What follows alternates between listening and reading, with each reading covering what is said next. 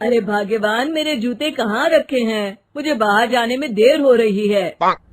तभी मालती कमरे में आती है। ये रहे आपकी जूते। मैं इन्हें साफ करने के लिए ले गई थी। अरे वाह, तुम कितनी समझदार हो। मेरे बिना कुछ कहे ही सारे काम कर देती हो। तभी मालती झिझकते हुए रमेश से कहती है, सुनिए जी, आपसे एक बात कहूँ, बुरा तो नहीं मानेंगे ना?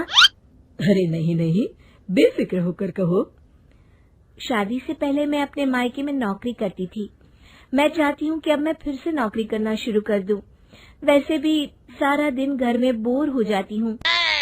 देखो मालती, तुम्हारे नौकरी करने से मुझे कोई ऐतराज नहीं है, लेकिन तुम्हें एक बात बता दूं, हमारे खानदान में आज तक कभी किसी औरत ने नौकरी नहीं की। फिर भी एक बार तुम माँ से पूछ कर देखो, अगर वो तुम्हें नौकरी करने की इजाजत दे देती है तो अच्छी बात है। रमेश वहाँ से चला जाता है। फिर उसी शाम मालती अपनी सास के पैर दबा रही होती है। तभी उसकी सास मालती से कहती है, अरे क्या बात है बहू, आज तो ठीक तरह से मेरे पैर नहीं दबा रही। किसी ख्याल में खोई पड़ी है क्या? मैं भी तो जानूं आखिर बात क्या है। अब दरअसल वो माँ जी। अरे हाँ हाँ बोलो, इतना सोच क्यों रही हो? माँ जी, अगर आप बुरा न माने तो मैं नौकरी करना चाहती हूँ। घर के काम करने के बाद मेरे पास काफी वक्त बच जाता है।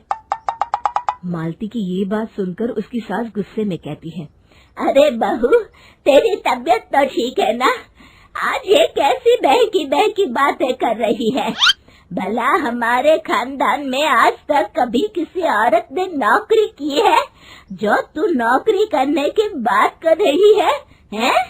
अरे बहू, तू क्या रिश्तेदारी में हमारी नाक कटाना चाहती है? जितना जल्दी हो सके अपने दिमाग से नौकरी का भूत उतार दे, और अब जा, जल्दी से रसोई में जा, खाना बनाने का वक्त हो रहा है। मालती मन मार कर खाना पकाने के लिए रसोई घर में चली जाती है। अगले दिन, नमस्ते माँ जी, कैसी हैं आप? अरे आओ आओ दिवाकर बेटा, बैठो, मैं तुम्हारे लिए चाय मंगाती हूँ। बहू, जरा एक कप चाय तो लेती आना। फिर दिवाकर एक फाइल खोलकर मालती की सास के सामने रख देता है। ये देखिए माँ जी, ये है पिछले महीने का हिसाब और ये रहे मुनाफे के रुपए। एक बार हिसाब देख लीजिए और इन कागजों पर अपने दस्तखत कर दीजिए।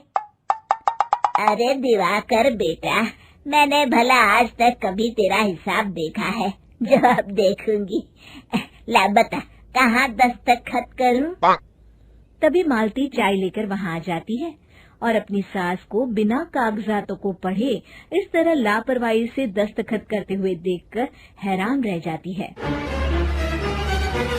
अच्छा माँ जी, अब मैं चलता हूँ, फैक्ट्री में बहुत काम है। फिर दिवाकर वहाँ से चला जाता है। कुछ दिनों बाद मालती बाजार में कुछ सामान खरीद रही होती है। तभी एक बूढ़ा आदमी उसे आवाज देता है, अरे मालती बेटी, कैसी हो? मुझे पहचाना? मैं तुम्हारी कंपनी में मुनीम का काम करता हूँ। हाँ चाचा जी, मैं आपको बिल्कुल पहचानती हूँ। कहिए, कैसे हैं आप? मैं तो ठीक हूँ। कंपनी में कुछ भी ठीक नहीं चल रहा, यहाँ तक कि हमें ठीक वक्त पर तनख्वाह भी नहीं मिलती। ये आप क्या कह रहे हैं? अब क्या बताऊँ, आप लोग तो कभी हिसाब किताब देखने दफ्तर आते नहीं। मेरी मानो तो एक बार आप लोग दफ्तर आकर सारा हिसाब किताब देख लो, आपको असलियत पता चल जाएगी। अच्छा बेटी, अब मैं चलता हूँ, देर हो रही है। फिर वो बूढ़ा वहाँ से चला जाता है। वहीं दूसरी तरफ मालती घर पहुंचकर अपनी सास को सारी बात बताती है। तभी वहाँ रमेश भी आ जाता है, लेकिन मालती की सास मालती की किसी भी बात पर विश्वास नहीं करती। तभी रमेश कहता है, अरे माँ, बिना आग के कभी धुआं नहीं उठता। जब मालती इतना कह रही है तो हमें एक बार दफ्तर चलकर देख लेना चाहिए। वैसे भी हम लोग काफी दिन से अपने दफ्तर नहीं गए हैं। इस तरह किसी एक आदमी के भरोसे काम छोड़ना मुझे भी ठीक नहीं लगता। अगले दिन वे सभी अपने दफ्तर पहुंचते हैं और सीधे दिवाकर के कैबिन में जाते हैं। अचानक सबको एक साथ देखकर दिवाकर चौंक जाता है। अरे माँ जी, आप सब लोग अचानक यहाँ कैसे आ गए?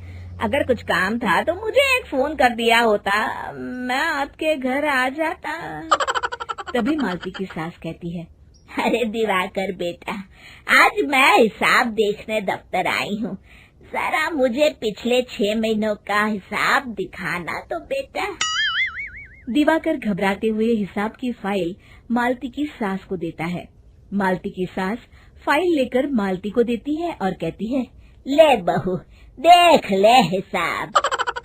मालती फाइल को बड़े गौर से देखती है और अगले ही पल उसे सारी गड़बड़ी समझ में आ जाती है।